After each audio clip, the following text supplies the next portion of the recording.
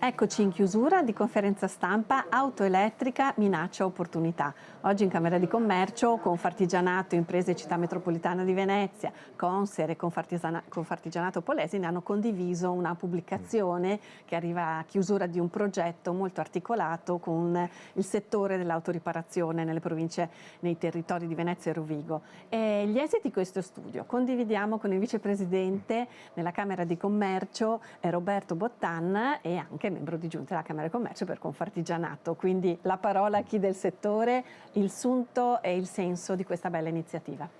Allora, con questa bella iniziativa abbiamo fatto una fotografia del settore dell'autoriparazione nelle province di Venezia e Rovigo, che però può estendersi a tutte le realtà delle piccole imprese, perché i punti di forza e i punti di debolezza che sono emersi riguardano un po' tutto il mondo della piccola impresa.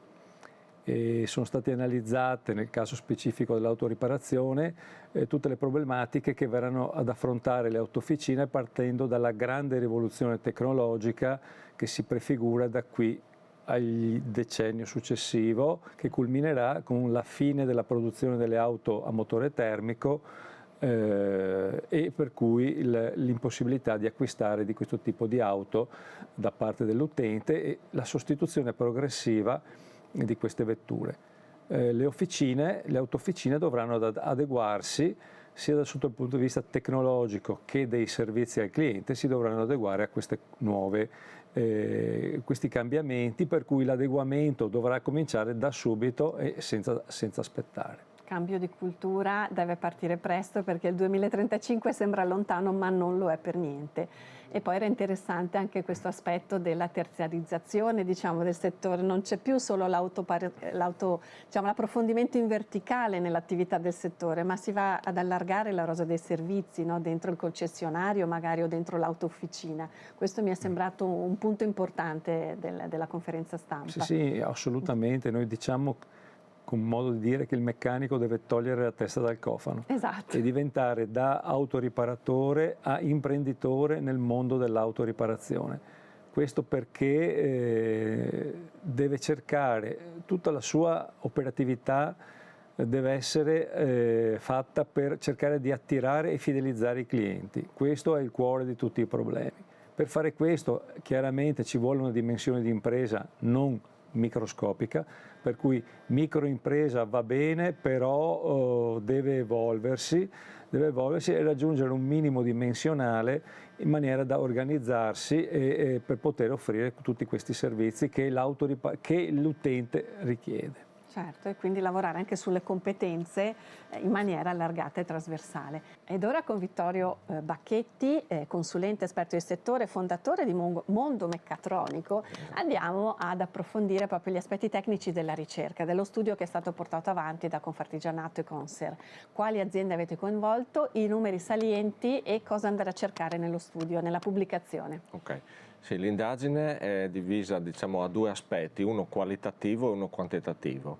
Quello quantitativo è stato svolto attraverso un'indagine telefonica sulle aziende del territorio, quindi della città metropolitana di Venezia e di Rovigo, a cui sono state sottoposte una serie di domande che si possono trovare in delle schede ben dettagliate appunto nel libro. Mentre io mi sono occupato della parte qualitativa. Quindi sono state selezionate 10 officine che io ho visitato personalmente, a cui ho sottoposto delle domande per fare una fotografia del comparto. Quindi questo è quello che diciamo, riguarda l'indagine. Per quanto riguarda invece sì, l'aspetto appunto qualitativo, diciamo, quello che è emerso è che il cambiamento tecnologico è quello che diciamo, è più evidente, quindi le auto elettriche, ibride, plug-in sono quelle che, diciamo, tra virgolette, preoccupano il settore. E diciamo che il settore non ha niente da preoccuparsi, perché con 40 milioni di auto in Italia, prima di smaltirle tutte, quindi l'autoreparatore avrà diciamo, modo di lavorare ancora per molto. Però allo stesso tempo quello che emerge è non aspettare, quindi prepararsi da subito. Come sappiamo anche recentemente la Comunità Europea ha detto che dal 2035 le auto con motorizzazioni endotermiche non potranno più essere vendute, quindi ci sarà comunque un'accelerazione in questo senso, e quindi le officine dovranno aspettarsi magari una al mese, una alla settimana, pian piano queste auto aumenteranno in officina, quindi dovranno essere dal punto di vista tecnologico pronte. Poi c'è un altro aspetto che è quello manageriale, quindi l'officina, diciamo, il titolare in prima persona dovrà tirar fuori, tra virgolette, la testa da sotto il cofano per gestire la propria officina negli aspetti anche appunto amministrativi, controllo dei costi e gestire il proprio personale.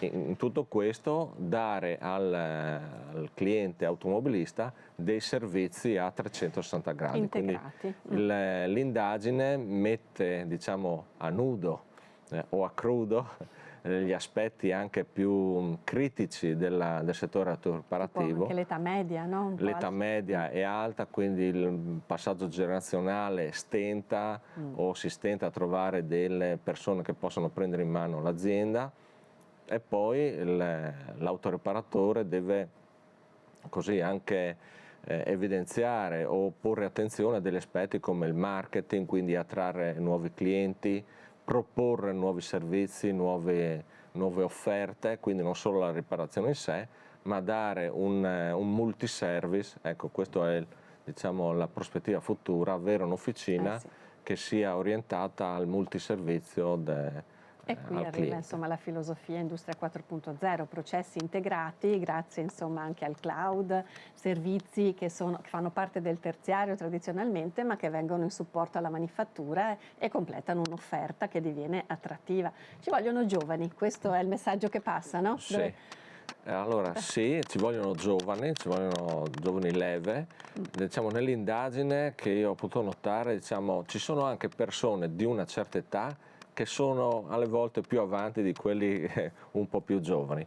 Il concetto fondamentale è quello di avere implementare all'interno dell'azienda processi e procedure. Sì. Questo è un po' il punto critico, quindi attraverso dei software, dei gestionali, quindi gestire il cliente, conoscere il cliente, gestire i processi di lavorazione, quindi ci vogliono persone giovani che smanettino sul computer, sui software, perché anche secondo me, se oggi come oggi l'attrattiva di fare il meccanico, che è visto un po' come le mani sporche di olio, che insomma lavora in un ambiente poco piacevole, diciamo nel prossimo futuro con le macchine sempre più tecnologiche, che al posto del cruscotto hanno mega schermi, ci vorranno delle competenze che siano in grado di entrare su queste macchine e aggiornare un software, aggiornare una centralina, controllare un radar, una telecamera di una macchina e quant'altro. Quindi secondo me le prospettive e le opportunità di questo settore sono molteplici.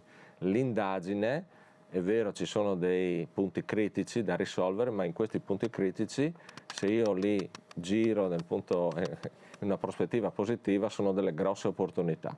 Certo, e nello studio quindi sono slide anche molto semplici da considerare proprio per vedere i punti di forza e debolezza, quindi l'analisi SWOT completa, opportunità e rischi che una piccola o microimpresa può in qualche modo cogliere e magari iniziare a non aver paura di crescere, allargare e strutturare bene l'attività. Abbiamo sentito anche Barbara Toffolo del Conser, quindi direttrice Conser, sul fattore delle competenze, quindi anche là c'è molto da lavorare sul cambio di cultura. Invitiamo a consultare il libro che è disponibile presso tutta la rete di Confartigianato Venezia e Confartigianato Polesine e anche presso la Camera di Commercio, ma soprattutto ora scaricabile anche online, e indicheremo il link nel sito della Camera di Commercio e anche nei siti della filiera, insomma, Confartigianato. Grazie mille. Grazie. E buona lettura.